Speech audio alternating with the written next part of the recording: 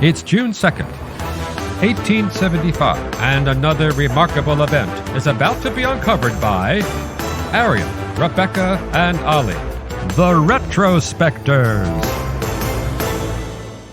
We all know who invented the telephone, right? It was Alexander Graham Bell, the brilliant and beardy Scottish-born inventor who nominative determinism alone had predestined should come up with some sort of a ringing device. But like any good historical narrative, there's quite a lot of nuance in this particular claim, with many smart and beardy folks racing to achieve more or less the same thing. Bell's effort, though, had a critical breakthrough today in history in 1875, when he heard an unexpected twang sound that came as a bit of a eureka moment. Yeah, so this isn't the moment which is often commemorated / romanticised when he first spoke to his assistant, Mr. Watson, on the phone.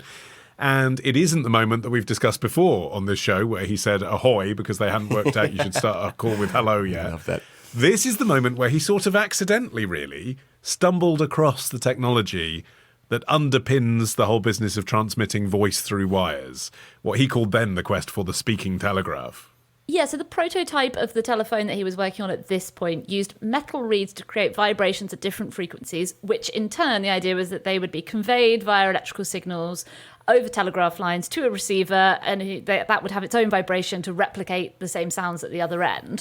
So, if I was alive in 1875, I would not be one of the bearded people in the race to create this technology. I'm already confused. Well, in fairness, the reason that Bell thought that this was possible was because he misunderstood a mistranslation of an article that made him think it had already been done in Germany. He later said if he had understood the situation correctly, he wouldn't have bothered going down this path at all. Wow. But anyway, he had gone down it. And so he and Watson were experimenting. They actually met at Charles Williams's Boston workshop, which is where Watson met Edwin Holmes, the guy who created the first commercial burglar alarm. They met there at the same place in 1878. This was a real who's who. You know, of people from our previous episode. Of people from our previous episodes. Yeah. There's a Helen Keller reference still to come. I mean, they're all in it. Well, anyway, so they were in the workshop, they were experimenting with this device with the metal reeds, and Watson accidentally brushed up against one of them, and Bell, who was at the receiving end of the wire 60 feet away, heard the tone, and this was the basis of the telephone. He proved that it could be done, that he could hear the sound. At this point, it couldn't replicate human speech, but it could transmit sound. Yeah, there were a couple of people who were working on similar kinds of technology to find new ways of using the telegraph to basically make it more efficient in being able to deliver messages. And the idea was that if you had a harmonic telegraph where you hit different notes, then you could communicate a lot of different information at the same time. Yeah, because the telegraph as invented by Samuel Morse in 1844, it was amazing, but it was expensive and you could only send one message at a time by going da-da-da-da-da-da. Exactly. So this idea was if we multiplex it, that's what they called it, then we could have lots of messages all happening at once, like a modem. Yeah, the telegraph system of old was literally one note, and this was going to be polyphonic, so you could communicate lots of things at the same time. And by the middle of the 1870s, a bunch of people, including Bell, were working on this simultaneously because, you know, the telegram system had become, as we've said before, the internet of the age, and accordingly, the largest telegraph company of the United States, which was Western Union, had offered a prize of $1 million for whoever could develop the first system for simultaneous transmission of several communications at the same time. And so Bell was in a race with other people, including Elisha Gray, who is another person who claims the mantle of being the inventor of the telephone. But he was also working on this harmonic telegraph system at the same time as Bell. Yeah, I mean, Gray was really the Tesla of the race to create the phone. So the first time that a phone call was made where speech could be transmitted was using this. It used a vibrating needle in water, and that to change the frequencies. And he had filed this intention to lodge a patent, which was something you could do at the time, the same day that Bell filed his. So there's definitely room for it to be contested. But I'm sorry, we only have room in pop culture for one inventor of the telephone. Sadly, it is Alexander Graham Bell. Well, I suppose the difference between the two men, which is quite interesting, is that Gray is sort of a technologist, really, who's inventing things because he's interested in the hardware as much as the application. Bell approaches this from an obsession with the voice and the way the human voice is received by the ear. So he was a teacher of vocal physiology and speech at Boston University. He was from a long line of elocutionists. His grandfather was an elocutionist, and so was his father. And he opened the School of Vocal Physiology for deaf students in 1872, where former Retrospector star Helen Keller was one of his most famous pupils. His wife was deaf, so was his mother. So the thing he was interested in is, how can we mimic what I know about the human ear and the human voice in a piece of technology? And when you know that and you look at what they were using, I mean, it looks nothing like a phone. If you've seen photos of it, it's like the inside of a speaker. Yeah. If you've ever ripped open a hi-fi, that's what it looks like. A little membrane diaphragm, brass knobs, wooden box, wires.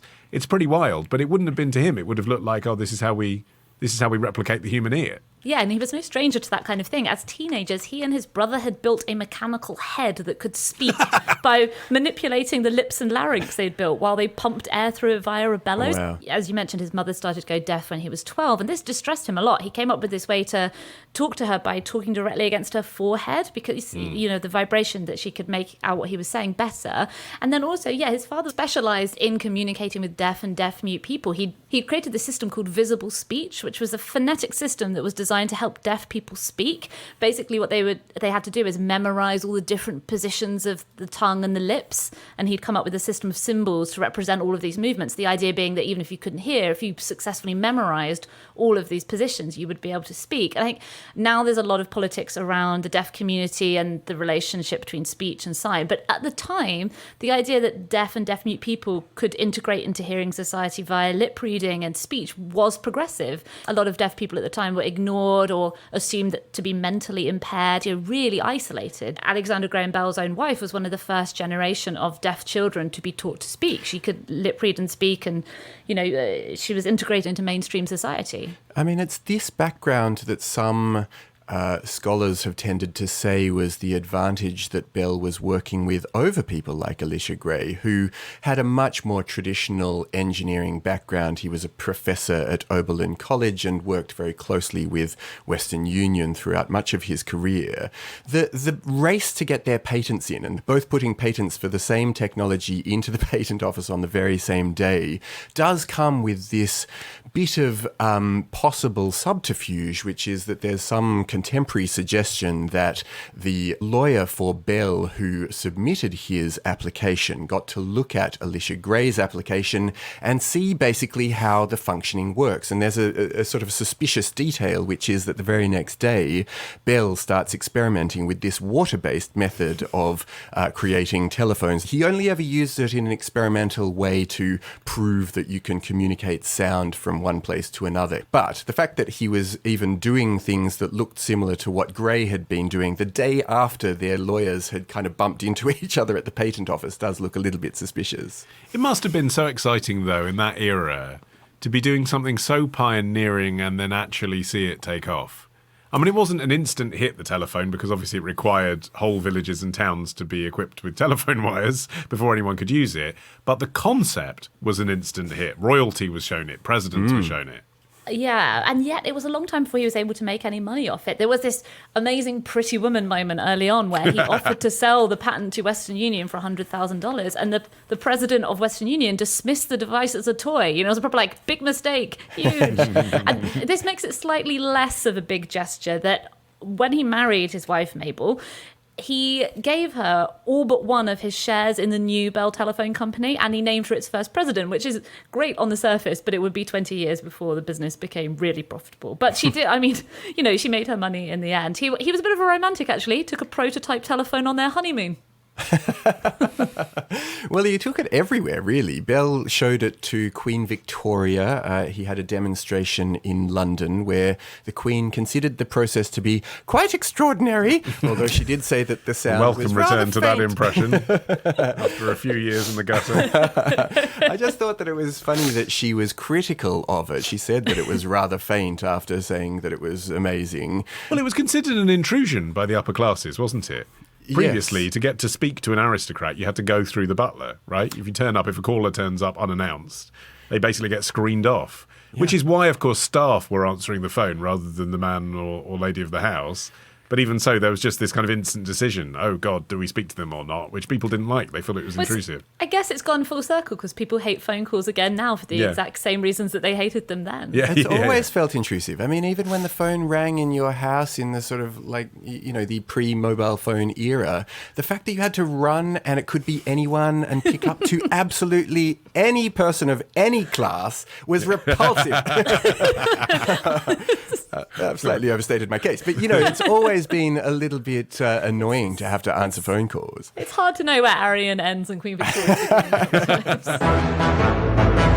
And so another week of retrospecting ends. But next week begins a day early at Club Retrospectors. Join us now to get an exclusive episode every Sunday. Patreon.com/retrospectors. Part of the Acast Creator Network.